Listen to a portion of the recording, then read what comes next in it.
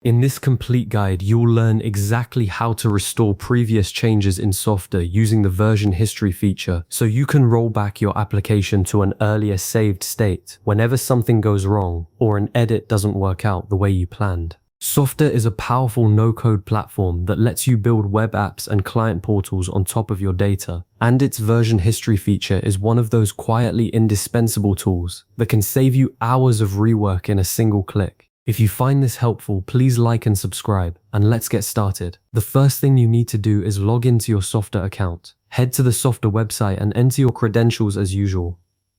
Once you're signed in, look to the left sidebar and click on Applications. This is your main dashboard view, and it lists every Softr app you've created or have access to. If you manage multiple projects, take a moment to make sure you're selecting the right one before moving forward. It's an easy mistake to make when you're working quickly. Find the application you want to restore and click on it to open it. Softr will load the application editor, which is where you build and manage your pages, blocks, and settings. You don't need to navigate into any specific page or make any changes at this point. You're simply opening the app so that you can access its configuration panel. Now look again at the left sidebar inside the editor and click on Settings. This section is your control center for everything related to how your application behaves and is configured, from domain settings to permissions to integrations. It's also where Softr stores your version history, which makes sense when you think about it. Version management is an administrative function, not something tied to a specific page or block. Knowing where to find it is half the battle. Inside the Settings menu, look for and click on Version History. What you'll see next is a chronological list of previously saved versions of your application, each one stamped with the date and time it was created. Softr automatically saves versions as you work, so even if you didn't deliberately create a snapshot, there's a good chance the state you want to recover is already in that list. This is particularly reassuring when you've made a series of edits and only realized partway through that things were going in the wrong direction. Take a moment to browse through the available versions carefully before you do anything else. Each entry shows when it was saved, and that timestamp is your primary tool for identifying the right version. Think back to when your application last looked the way you want it to look. What day was that? Roughly what time? Use that mental anchor to narrow down your selection. Rushing past this step and picking the wrong version is the most common mistake people make here, and it's easily avoided by just slowing down for 30 seconds.